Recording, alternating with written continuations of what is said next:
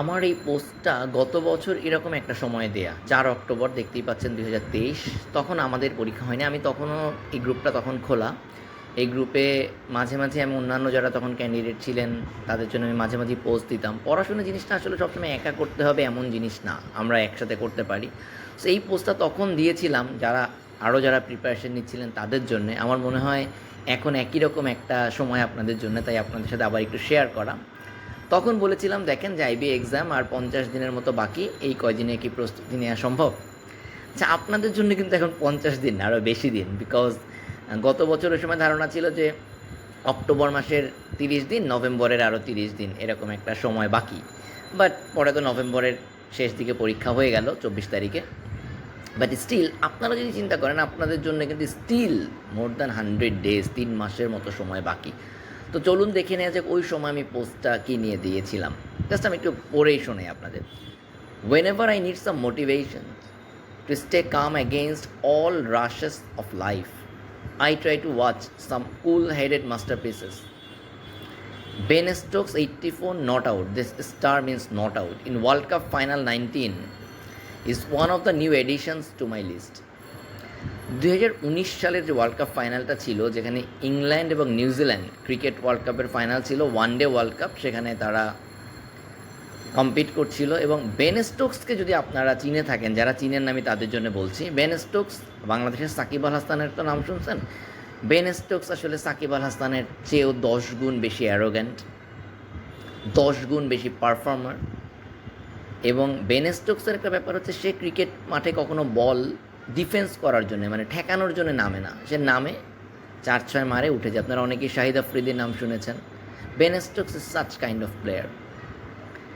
But still, এবার দেখেন পরের প্যারাটা পড়ি। Yes, Ben Stokes may be an arrogant stupid in many eyes, but if that stupid can give me such cool-headed performance under such tremendous pressure, I cannot refuse to learn from his patience, from his performance.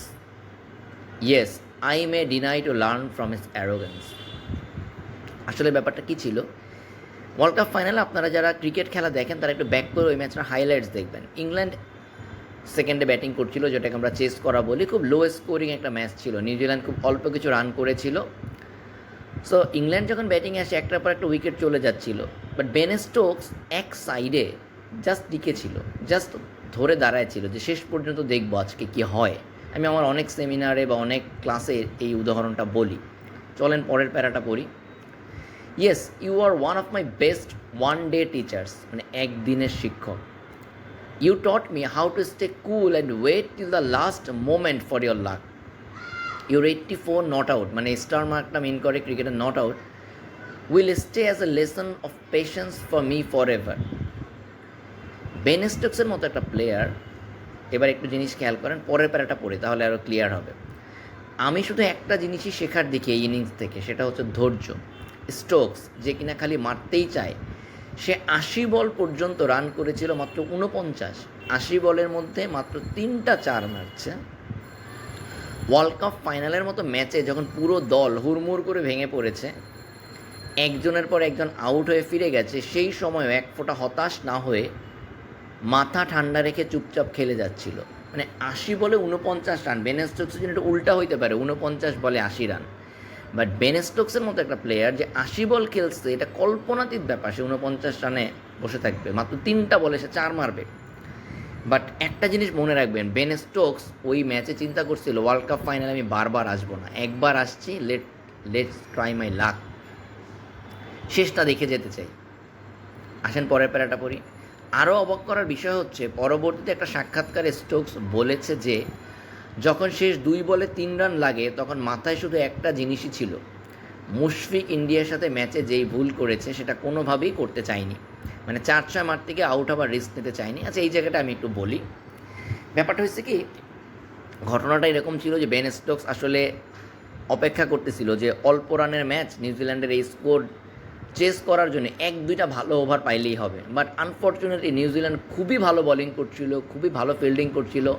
Ben Stokes last over পর্যন্ত try করছে যে okay last ওভারে গিয়ে at least দেখবো যে কটা বাজে বল পাই কিনা।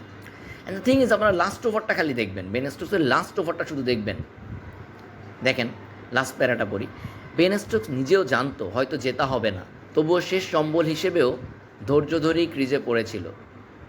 বেন স্টোকস বিশ্বকাপ জিতেছিল শেষ পর্যন্ত পুরোপুরি ভাগ্যের জোরে, একদম 100% ভাগ্যের জোরে জিতেছিল, যেটাকে মিরাকল বললেও ভুল হবে। তবে তার ভাগ্যের মিরাকল এসেছিল ওই ম্যাচের একদম শেষ 5 মিনিটে, কিন্তু সেই সৌভাগ্যের দেখা করার জন্যই লেগে থাকতে হয়। আমি আপনাদের একটা জিনিস বলি, if I am not wrong, সম্ভবত ওই ম্যাচে বৃষ্টি হয়েছিল, প্রথম দিন নিউজিল্যান্ড ব্যাটিং করছে, ওই দিন আর খেলা হয় নাই, অল্প একটু খেলা শুরু হয়ে ম্যাচ বন্ধ হয়ে গেছে। সেকেন্ড দিন ইংল্যান্ড ব্যাটিং করছিল, এটা ভুল হতে পারে, I am not sure exactly, but একটা জিনিস বলি, পুরো ম্যাচে England was never in the match in a winning situation except Ben Stokes on the crease. মানে বেন স্টোকস থাকা পর্যন্ত ইংল্যান্ডের একমাত্র আশা ছিল, আদার দ্যান দিস নিউজিল্যান্ড কখনোই ওই ম্যাচ হারার মতো অবস্থায় ছিল না। ইনফ্যাক্ট ওই ম্যাচ নিউজিল্যান্ড জিতছে, আপনারা যারা ক্রিকেট বুঝেন, ওই ম্যাচ নিউজিল্যান্ডই জিতছে, ইংল্যান্ড জেতে নাই, বাট ওয়ার্ল্ড কাপ পাইছে ইংল্যান্ড। কেমনে?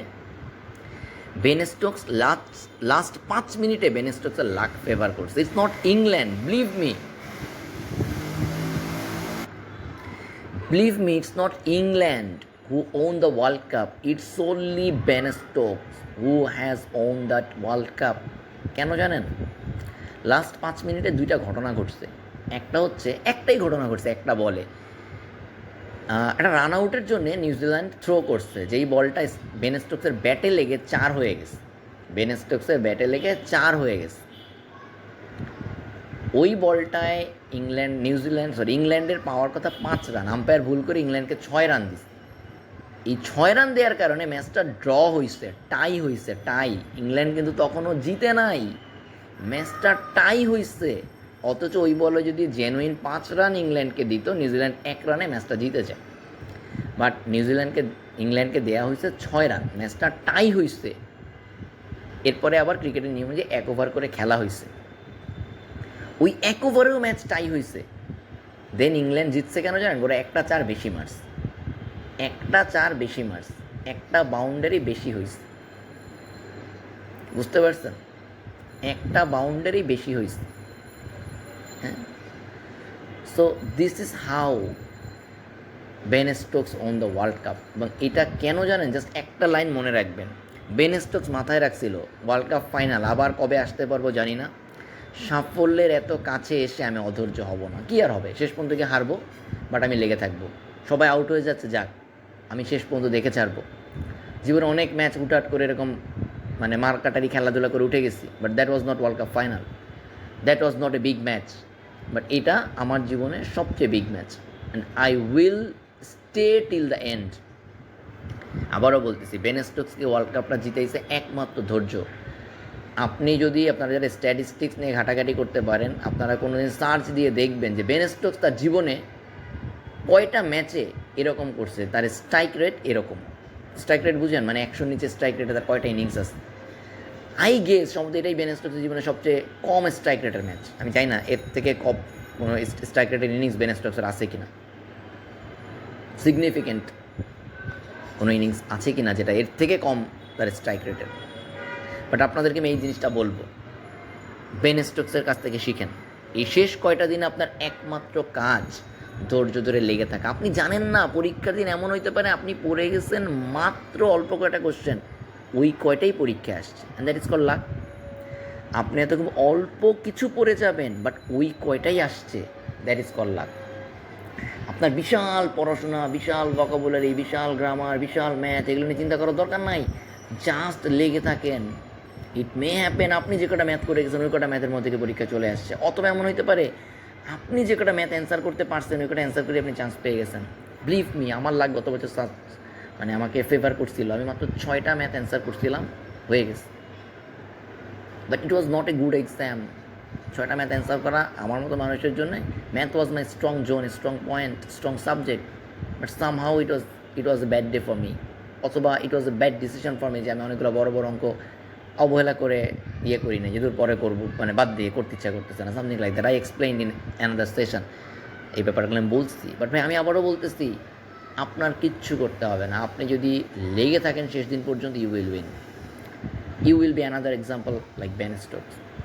আবারও বলতেছি, এই পোস্টটা আমি তো স্ক্রল করে করে আপনাদেরকে দিলাম, স্লোলি আর একবার পড়ে ফেলতে